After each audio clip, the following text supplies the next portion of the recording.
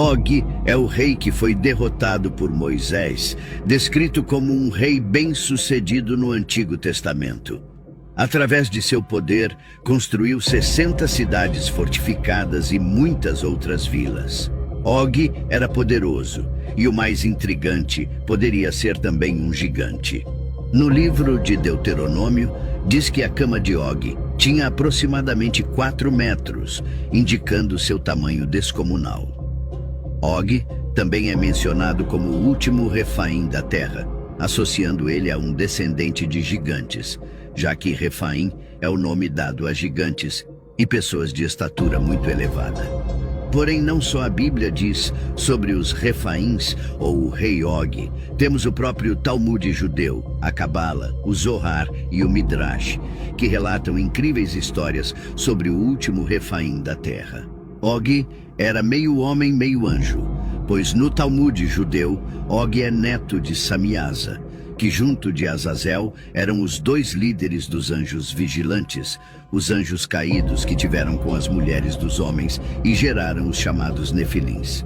Os 2 anjos zombaram dos humanos e de seus pecados. Então Deus os desafiou, argumentando que se tivessem o livre-arbítrio, fariam ainda pior. Ao duvidar, eles foram enviados à terra em corpo físico e rapidamente provaram que Deus estava certo. Sucumbiram rapidamente a todo o mal da terra. Após isso, tiveram eles com as mulheres e geraram os gigantes Nefilins. Samiasa depois reconheceu seus erros e iniciou um processo de arrependimento. Porém, Azazel não se arrependeu e carregou o pecado de todo o povo, o qual ele ensinou um novo nível de pecado. Durante o dilúvio, todos os descendentes dos anjos pereceram, exceto Og.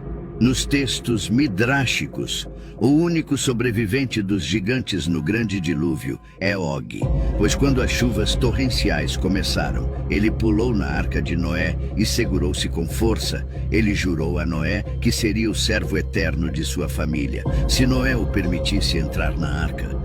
Noé então teve misericórdia de Og, pois seu avô Samiasa foi o único anjo que se arrependeu, e assim separou um espaço para o gigante na arca. No Zohar, Og tornou-se servo de Noé, e de seus descendentes ele também serviu a Abraão, e foi circuncidado, pois era parte da família. Abraão nasceu 10 gerações depois de Noé. Isso significa que Og tinha séculos de vida. Mas com o passar do tempo, o gigante caiu em imoralidade. No Zohar diz que, embora ele tenha inicialmente assumido o pacto sobre si por meio da circuncisão, mais tarde ele quebrou o mesmo pacto por seu comportamento desregrado, pois ele usou as suas habilidades físicas para se tornar rei sobre 60 grandes cidades fortificadas. E quando a nação de Israel passou por seu território, ele reuniu seus exércitos para atacá-los.